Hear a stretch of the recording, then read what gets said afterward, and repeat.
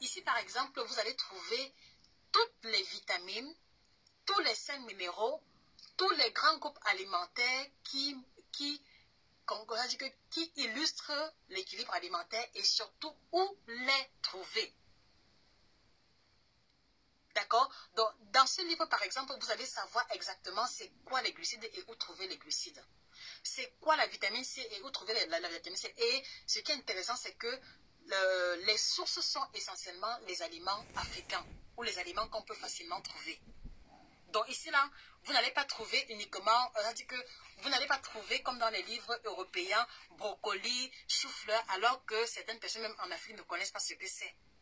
Donc ici, vous allez retrouver les différentes classes alimentaires incontournables pour qu'on parle d'alimentation équilibrée et où les trouver. Ça, c'est le premier élément. Deuxième élément, je vous montre également ici comment associer les aliments pour qu'on parle d'équilibre alimentaire. Je prends également l'exemple, d'accord, de certains plats typiques que nous consommons et je vous montre ce que ces plats-là contiennent et ce qui manque. Et je vous montre également comment dire ça, où trouver les éléments manquants. Donc, une autre question que vous m'avez souvent posée, c'est que, Josie, quel est le nombre de repas que je dois manger par jour? Vous avez la réponse ici. Josie, à quelle heure est-ce que je dois manger? Quelles sont les heures de repas indiquées? Tout est expliqué ici. Josie, je travaille la nuit. Je dois manger à quelle heure? Vous avez ça ici. Maintenant, il y a des personnes qui, il y a des personnes qui n'ont pas le temps. Comment manger équilibré quand on n'a pas le temps? Comment manger équilibré quand on voyage beaucoup?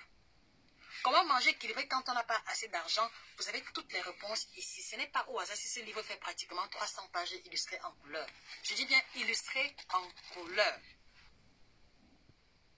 Et là également, je vous ai aussi présenté les différentes maladies qui découlent automatiquement des carences en certains groupes alimentaires.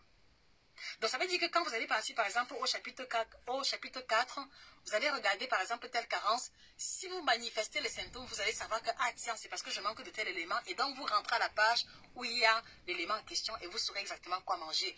Pour moi, ceci devrait être le minimum à avoir en termes d'informations sur l'alimentation, même si on n'a aucun problème de santé. Et là aussi, j'ai fait un menu sur une semaine pour vous montrer comment organiser les menus, comment organiser les plats pour que l'on puisse parler d'équilibre alimentaire. Donc, est-ce que vous l'avez cet outil? Ou alors, on met de côté que